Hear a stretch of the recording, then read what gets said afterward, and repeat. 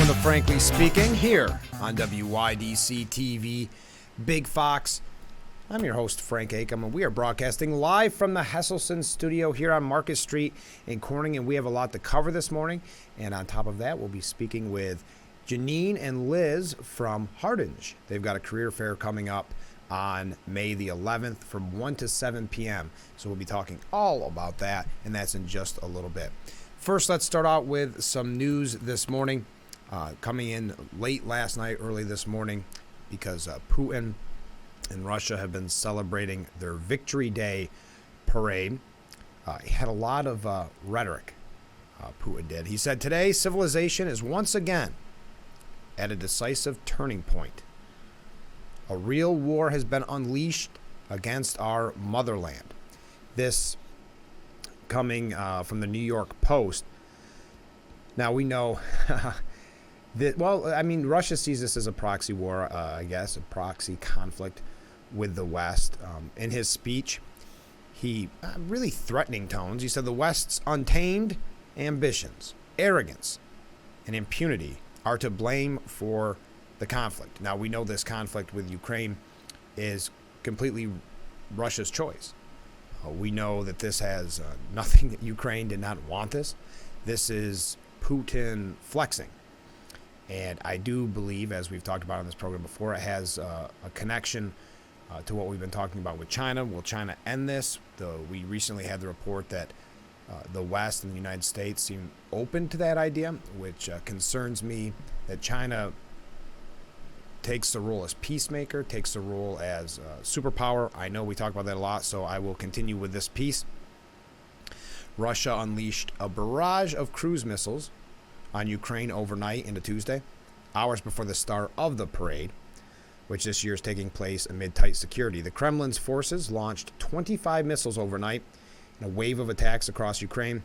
That's what Ukrainian Air Force announced, adding that air defense had successfully destroyed 23 of the 25 missiles. I just mentioned that because it was breaking early, I guess you could say early this morning, just a few short hours ago. So that's not our top story, but that's how we're going to start the program. We do have a lot of New York State issues. A few things as we have a month left for Albany to make more decisions, which is a little terrifying. We'll give you an idea of what some of those decisions may be. We also have a few things here about President Biden. Yesterday we brought to you the polling numbers that were just disastrous for him. We're going to take a little bit more of a look at that as well, tied in with perhaps the border and perhaps what we're seeing with the economy. Just depends on how much time we have. So I don't want to run too late, but before I go to break, don't forget, you can always contact me here. We've been receiving such great correspondence back and forth about what we've been discussing in the program. So there you go.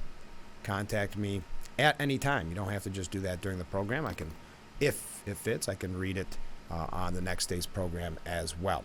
Okay, we're going to take that short break. Stay with us. We'll be right back with Frankly Speaking here on WYDC TV, Big Fox.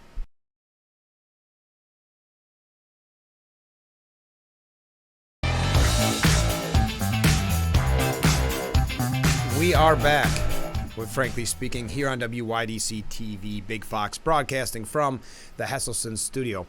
I want to talk a little bit more about what's happening in Albany. We know that the budget finally passed, the $229 billion state budget, over a month late.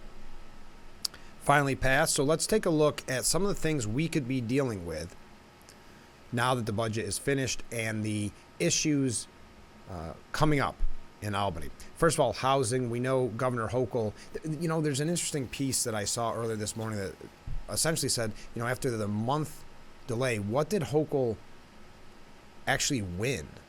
She kept saying it's got to be the right budget.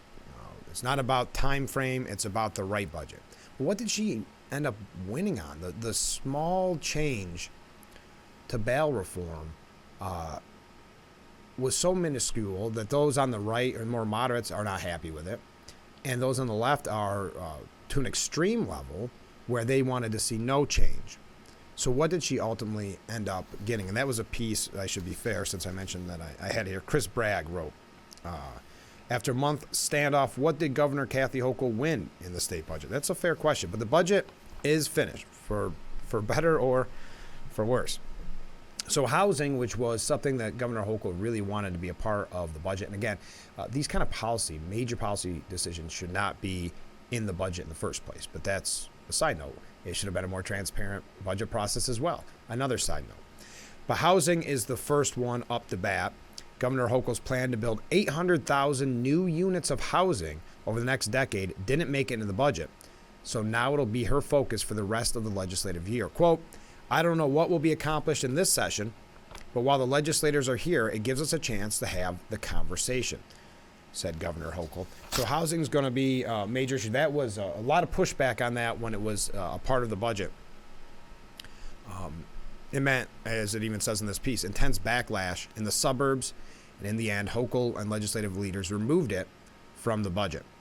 Now then we have the Clean Slate Act, which we've talked about this on the program numerous times. Legislation that would seal the vast majority of criminal records under specific conditions after a certain number of years has come close to passing multiple years in a row, but has repeatedly failed to make it through the assembly. This is another part of, how do we want to say it?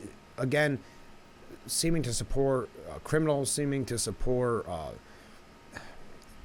it's tough to put into words what we're doing as a state and not get very frustrated when it comes to criminal justice, when it comes to public safety. Maybe that's the best word for it. Pardon me. Hochul included a version of the Clean Slate Act in her executive budget proposal last year, but she and legislative leaders could not resolve the differences between hers and the legislative proposals. Quote, it helps deal with the issue of a workforce, Hastie recently told reporters, saying that he expects his chamber will address it this year. So I think there's more understanding now of the benefits of Clean Slate. The bill has broad support from organized labor and major state employers, but has faced criticism over unintended consequences of sealing criminal records, of course. And I believe it was Will Barclay who said, essentially, there's certain jobs that you need to know that criminal background. This is another example of ignoring public safety so that you can in some way show that you care the most, or some way that you are trying to, I hate to say keep coddling criminals, because that's maybe not the right word here. But again, it just shows a lack of interest in public safety overall. And that goes to our next one, sentencing reform. Criminal justice reform advocates are making sentencing reform their biggest priority for the final month. They specifically are pushing for 3 bills. Okay, here we go. The Second Look Act, the Earned Time Act, and Eliminate Mandatory Minimums Act. Now, the Second Look Act, would allow judges to review and reconsider long sentences, while the second, the Earned Time Act, would make it easier for incarcerated people to reduce their sentences through good behavior. The final bill, the Eliminate Mandatory Minimums Act, would do exactly what, obviously, the name implies, which is eliminate minimum sentencing requirements for various crimes. So this is just painting a larger picture of what we're talking about when it comes to public safety. We'll wrap up this discussion in a moment. I realized I'm already running late, but at a time when New Yorkers, poll after poll shows, want to focus on public safety, want to feel safe in their communities, Albany seems to be headed in the opposite direction, making it easier, again, on criminals and more difficult on our police force. And then we wonder why it's so tough to find police, so tough to find corrections officers, etc. It is not a popular time, whether it's the media attacking them or whether it's Albany attacking them. But we do have to take that short break. So stay with us. We'll be right back with Frankly Speaking here on WYDC TV, Big Fox.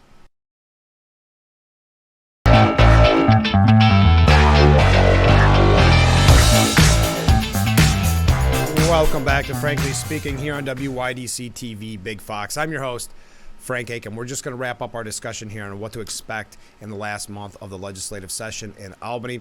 We've got, as I mentioned, sentencing reform. We have a transgender safe haven bill, which will be, looks like it'll be put up for a vote. It says a new Pride agenda, a statewide LGBTQ plus rights organization, held its first day of action in Albany last month.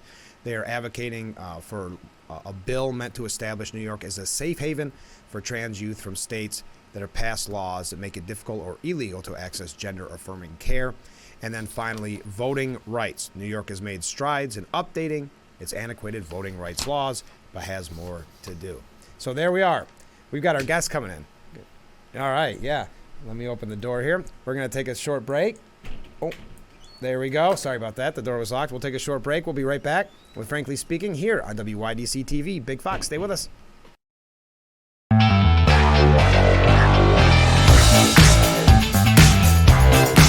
Welcome back to Frankly Speaking here on WYDC TV Big Fox. This is the M.A. Neal Financial Services section of our program because we've got in the studio Janine and Liz, and we're going to talk about a career fair. Good morning. Good morning. So tell us about the Hardinge Career Fair, but before that, actually, let me start with, tell us about Hardinge. Okay, Hardinge is a machine tool manufacturing company. We've been in the Elmira area for over 130 years. We employ 350 people across 3 shifts, and we manufacture work holding as well as machine tools for the industry. So it's a pretty cool company. I've been working there 7 years. Liz? Almost 2. Oh, wow. Tell us about what people can expect from the job fair itself. The career fair, this is our third annual, and we are allowing for walk-ins. We will provide on-the-spot interviews, tours of the facility. The career fair itself is being held in our demonstration room where we have a lot of our equipment that's for sale available. When we have customer tours and visits, we have that material on display so that people can really understand what we do. We have all of our workforce or management teams supporting this event, so you can meet with the people that would be making the hiring decisions. Oh, that's great. We'll also have refreshments, and it's scheduled to take place on Thursday from 1 to 7 p.m. So that way anybody who's presently working but wants to get a chance to pop over can do so. We're also allowing registrations this year, so people can register and get fast tracked, right? So hopefully we can get them in and out within 30 to 40 minutes between the interview and the tour. Yeah, so if you're on a tight squeeze, you can pick time slots, and that's on our website, on Facebook. You can find it through all of our social platforms. Who would you say this is best suited for? Really, anyone. We have a lot of positions that we're hiring for right now, but what's nice is that we offer training opportunities for people who maybe haven't been in the workforce yet. That includes, just basic on-the-job training, and then we have a formalized apprentice program that we just rolled out. So that's pretty exciting. It's a earn as you learn type platform, and what do we have? 18 people currently in it, and it's definitely growing. So we're very proud of that program. So you don't necessarily have to have a background in this. No. So people should come with an open mind. Absolutely. Yep. And there's a sign-on bonus. There's a $1,000 sign-on bonus through the month of May. So, payable after your first 90 days. Sure. Yeah. What are some of the positions that you have open? So we have a variety. We have an HR assistant opening. Actually, if somebody wants to come and work for me, they can do that. We have an accounting position open, accounting clerk. We have entry-level manufacturing as well as machinist, grinder machinist, and some engineering positions. I know we have an electrical engineer, an electrical and controls engineer, and I'm drawing a blank at there. I'm sure they're all posted on our website. Yeah, there's a lot. So really, again, when I say open mind, people should come in and say, maybe I've never done this before, but with the apprenticeship, and there's a lot of opportunity here. Absolutely. I'd say, yeah. And I mean, and even if a lot of people don't know what we do at Hardinge, we make some of the most precise machine tools in the world. Wow. And it's right in Elmira, so that's pretty cool. So even if you just want a tour, see the demos. See the facility, yeah. That's great. You mentioned that people should register to make it easier on them, but they don't have to register, correct? Walk-ins are welcome. So walk-ins are always welcome? Absolutely, yeah. We're hoping to get around 100 people to this event, so we'd love to have anybody stop down and learn about what we do. And that's on May 11th from 1 to 7 p.m. 2 to 7. Oh, 2 to 7 p.m.? Oh, I'm sorry. Is it 2? One. It is 1. It's 1. Oh, okay. You're like, I'm reading. There's right a off sign, yes. time. So 1 to 7 p.m., but you can show up at 2. It doesn't matter. That's fine. Register at 2. That's How long does a typical interview last if you don't register? I think it's the same amount of time. About the same? It's a little bit accelerated because of the type of event that it is. So if we don't have enough time with you that day, or maybe the right hiring manager isn't there, we'll set something up for you to come back in a little bit more of a formal In capacity depth, at that yeah. time. Yeah. For an in-depth interview. Should people bring anything with them? A resume. A resume Yeah. is probably the main one. That is great if they do bring a resume, but we have the ability, if they've applied for a position with us previously, that we can download it from our website so that we can print one and have it available for the hiring managers to interview them. So Okay. it's Yeah. not essential, but it's easier if they do. Yeah, even if you haven't, too, we'll have laptops and printers available. So if you have one, floating around in your email, you can print it while you're there. Or build an application. We Right. will create a conference room space where people can use a computer and type out the jobs that they've had. So if they Okay. didn't have a formal resume, we'd help them create one, kind of fill in the blank to help with the interview process. And how's the planning going overall for the career fair? Good? Good. I think registrations are really starting to pile on, and there are only a finite amount of time slots. So if they do run out, we can still make accommodations. You can email us at careers@hardinge.com, and we can make any accommodations that are necessary. But I think it's all coming together. Yeah, we have yard signs out in the neighborhoods. We have advertising on Fox, Okay, and great. as well as radio advertising. So we're really putting the word out in the community. And we had employee meetings last week, so we notified all of them. Hey, spread the word. Yeah. Tell your friends so that they can get people in the door too. And you said we can find out more online. I searched earlier. It's pretty easy to find. Okay. Yep, hardinge.com/careers. Careers. Yep. So it's right there. Just before we go, what should people know about the career fair that maybe we haven't covered? Oh, geez. Well, I think more about Hardinge that I really love is that it is a very family-oriented atmosphere. We do you don't see a lot of companies making the investment in people and doing social activities and events. So one of the things we do is a family picnic in June. We have our own park complete with miniature golf. Oh, wow. We have a corn league because in our manufacturing areas there's high bays, so we have the ability to get that good arc on a cornhole. So we have a league Yeah. that we play indoors, as well as a bowling league, golf league. So I think we do a lot of fun things for our employees. It's not just about the work. So it sounds cliche, but you're almost like a family. Yeah, Isn't that nice? yeah. Well, thanks so much for being on the program this morning. Thanks Thank for you having us. Yeah. Frank. All right, we'll be right back with Frankly Speaking here on WYDC TV. Big Fox, stay with us.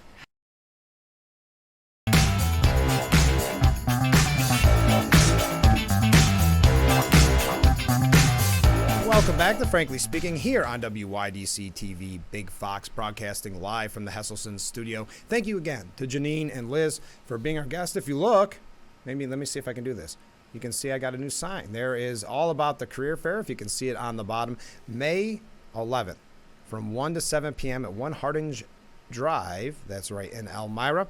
You can find out more online, but we're trying on the program to give you amazing opportunities like that. And it sounds like a really fun place to work, especially if you're good at cornhole or golf or all the fun things they have in leagues. Okay, thank you again to our guests this morning. We were talking about the New York State budget. I don't want to go too much more in depth with that because the budget, of course, is over. We're going to be talking with Assemblyman Phil Palmisano soon because we have 1 month left in the legislative session, and that's when some things can pop up.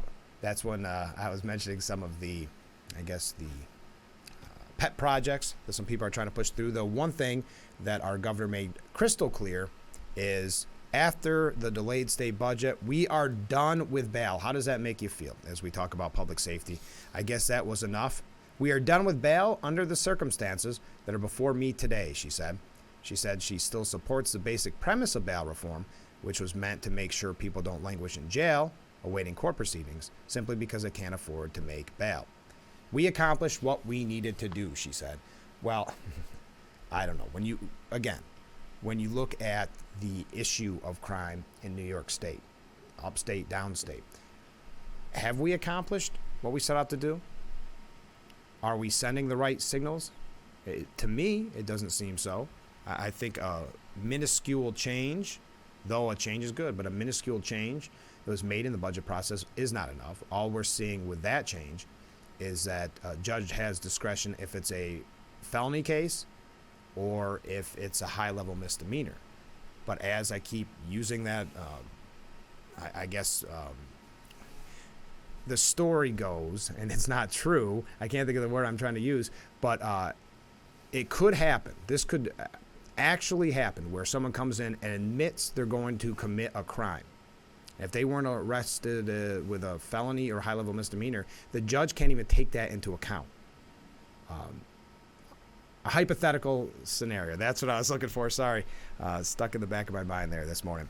But that's why more needs to be done, because we're, again, supporting criminals while tying the hands of law enforcement. So I know I bring it up a lot, but I wanted to bring it up one last time because there's just that little bit there about the budget. Okay, well, let's take a look at today's big day, which is the debt ceiling discussion. Speaker McCarthy and President Biden are to meet. I do think it's interesting. I mentioned this yesterday. Washington, everything is doom and gloom, right? Dire. This has to be done right now. Has to be done this very second. And they say, okay, when are you guys going to meet to talk about it? It's week and a half, 2 weeks. That sound good? That sound good to you? But they are meeting today. Biden will sit down with congressional leaders after months of ignoring House Republicans' request to negotiate. Isn't that a good point? And that's exactly what it's been. The Republican conference sent forth I think a very good starting point, knowing full well that Biden wasn't going to sign off on it. But and remember, the news said that Kevin McCarthy couldn't get that done. As a new speaker, he just didn't have the power to get that done with the different factions in the Republican Party. He did, so they couldn't take that away from him. So they said, well, still, this is going too far. It doesn't go too far. As a matter of fact, as I said yesterday, I believe that many conservatives believed that it wasn't conservative enough. But anyway, that's neither here nor there. Put forth a plan, and the Democrats said, and President Biden, it's no good. We're not going to even negotiate. We're not even going to talk about it. So that really starts this negotiation process off a little bit on thin ice. But again, if you recall, what the House Republicans passed was called Limit, Save, Grow Act, which would lift the debt ceiling through early next year and save the government an estimated $4.8 trillion over the next 10 years. $4.8 trillion saved. However, Janet Yellen is personally now, get this, calling CEOs to urge them to put pressure on Republicans. That's according to Reuters. Yellen is calling CEOs from the financial sector and the broader economy to warn them about the, quote, dangerous consequences of the current brinkmanship. Where is the brinkmanship coming from? This is what's so confusing. How does a group of lawmakers put forth an act? The other side says we're not even going to look at it, we're not going to negotiate, and yet it's the group that put forth the act that are causing this brinkmanship.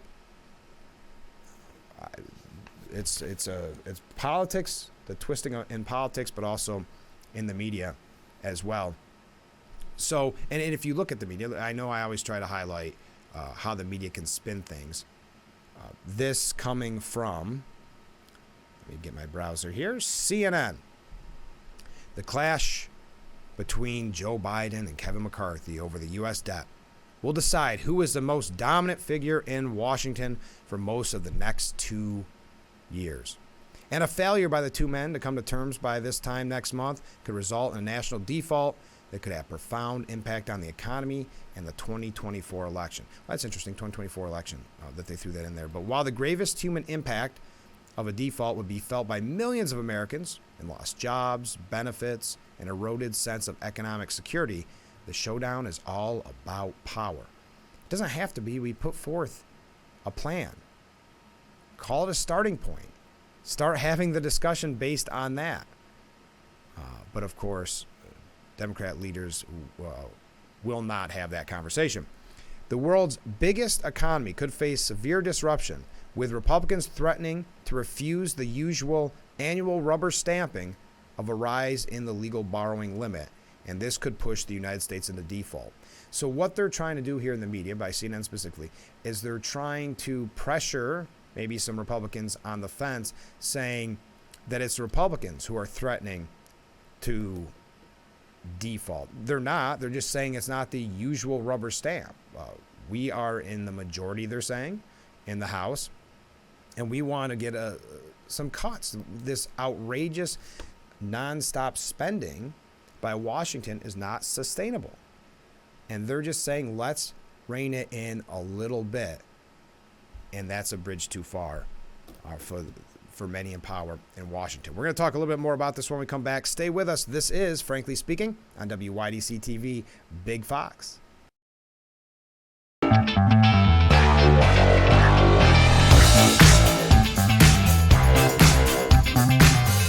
We're back with Frankly Speaking here on WYDC TV, Big Fox. We were talking about the debt ceiling discussion, and again, I believe what is a media bias here, and I know there's another poll out, I think from Gallup today, where people don't trust certain media outlets. And well, there's no doubt when you see, and again, this is an opinion piece from CNN, but when you put the full blame on the group that's actually trying to accomplish something, it raises red flags, it raises concerns. And listen to this line. Can a Democrat president and a Republican who leads what's perhaps the most radical House majority ever navigate a solution that satisfies both political positions? Or is this disconnected destined to deeply harm the country? I don't know. But isn't it, do you find that strange when everything has to be done now and then the meeting's like a week and a half later? I always find that kind of fascinating. Speaking of the debt debacle, the Washington Times here reporting on it. Look at this. The United States owes a whopping $7 trillion to foreign entities. The good news during the latest government showdown is that most of the federal debt is owned by U.S. shareholders. That's good news. The bad news is that still leaves roughly $7 trillion in federal debt abroad. Now, $1.1 trillion held in Japan, $860 billion held in China, which is a little misleading because there's private groups in China that have investments as well, but $860 billion at face value held in China. Those are the largest foreign sources of financing the United States debt. The government's total debt stands at $31.5 trillion. Of that, $6.8 trillion is held by the government, most in the form of IOUs to the Social Security and Medicare trust funds.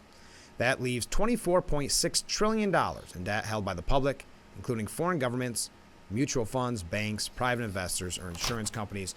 And just because I want to highlight that issue on China, China held $186 billion as of January, but many experts believe that the amount is higher because Chinese nationals, the amount held by Chinese nationals is likely higher because Hong Kong owns another $226 billion, and Chinese investors often purchase U.S. debt through tax shelters. So the number increases. But just something to keep in mind when we have a discussion about maybe cutting back spending, and McCarthy and Republicans will take a lot of heat because of it.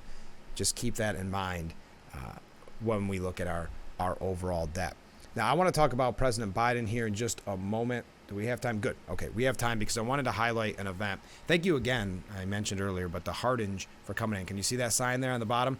For the career fair, I want to thank Janine and Liz. That's coming up on the 11th from 1 to 7 p.m. But I mentioned, I still have their names up there. Thank you to our guests. I wanted to mention, because it's coming up very soon, and I had a nice email from Dr. Coleman. Unity in the Community Rally is coming up this Saturday from 2 to 3 p.m. at Centerway Square right here in Corning. The list so far of special guests, of course, Dr. Coleman will be the MC, but you have Georgia Verdier, the president of the Elmira Corning branch of the NAACP. She'll be there. Mayor of Corning, and our first guest on the televised edition of Frankly Speaking, Mayor Bill Bolin. Another friend of Frankly Speaking, Dan Mandel, the mayor of Elmira. Tom O'Mara, senator for New York's 58th District, will be there. Dr. Carol Wright, president and executive director of Corning Museum of Glass. Dr. Ruffin, director of Community Affairs, Office of Racial Equality and Social Unity from Corning Incorporated. Dr. William Mullaney, president of SUNY, Corning Community College. Reverend Connie Zeffert, I hope I'm saying that right, president, League of Women Voters, Steuben and Chemung counties, and pastor at the First United Methodist Church in Corning. Sheriff Jim Allard, from Steuben County, of course, and from Chemung County, Sheriff Bill Schramm. So that's a star-studded lineup. I wanted to make sure that we mention it to you because it's nearing. It's this Saturday from 2 to 3 p.m. All right, we need to take another short break. Stay with us. This is Frankly Speaking on WYDC TV. Big Fox will be right back. Economy. A sharp contraction in the availability of credit would drive up the cost of funding for businesses and households, potentially resulting in a slowdown in economic activity. Okay, that's a mouthful. It's too soon to tell how much more the economy will suffer. That's maybe what we should have boiled it down to. Unbelievable. Officials at the Fed expect growth will slow as credit conditions tighten in ways that mimic a rate hike, making it harder for people and businesses to get loans. Next, this is all going to tie in together, folks. Next, lines stretch down the block at food banks as costs go up and pandemic aid expires. And again, if you can help, we have so many great charitable organizations that try to help. I mean, you feel for these people. The economy, whether it's inflation, you name it, is so bad right now that these people are forced to go to food banks. About 32 million Americans had their monthly food stamp benefits cut at the end of February, on average by about $90 per person, though some households experienced much deeper reductions. At the same time, food prices have soared more than any other major category of consumer costs except energy. And that's going to get worse in New York, of course, with many places, with the green energy proposals. So energy prices are going to start to go up even further, disproportionately burdening poor Americans who devote a larger share of their resources to such essential expenses. So why am I bringing these all up? How am I tying these all in together? Well, a new Gallup poll coming from CNN, and I'm not going to put it on the screen here because it's just one big ad for CNN, but the new Gallup poll shows that Americans have low confidence in Biden, Powell, and Yellen on the economy. Just 35% of those polled have a great deal or fair amount of confidence in President Joe Biden to do or recommend the right thing for the economy, the survey finds. Now, I will be the first to admit, full disclosure, I'm not a big fan of polls, but whatever you think of them, this has been a very disastrous couple of weeks for President Biden when it comes to polls. Gallup said that this nearly matches the low confidence rating for presidents, 34% for former President George W. Bush back in 2008 during the Great Recession. So just 35%. Nearly half, 48% of Americans say they have almost no confidence. It's funny how they don't lead with that one. It's a little bit more jarring when you hear it that way. Nearly half, 48% of Americans say they have almost no confidence in Biden on the economy. And this is coming after polls show that people don't believe he's fit for office, mentally fit, physically fit. Wow. You know what? We'll talk more about that when we come back because I do have to take a short break. Stay with us. This is Frankly Speaking on WYDC TV. Big Fox. We'll be right back.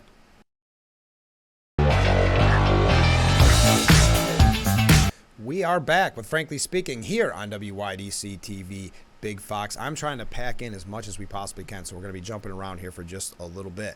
But I mentioned some of the disastrous green energy programs have been put forth. We talk about it in New York State where we're just not prepared. The technology is not there yet. The grid capacity is not there yet.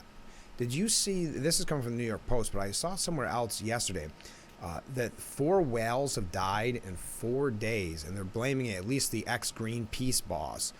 I'm trying to find his name. Patrick Moore, co-founder of Greenpeace, says it's these wind farms that are creating the death zone at sea. At least 36 large whales have washed up along the East Coast since December 1st, according to data from the National Oceanic and Atmospheric Administration.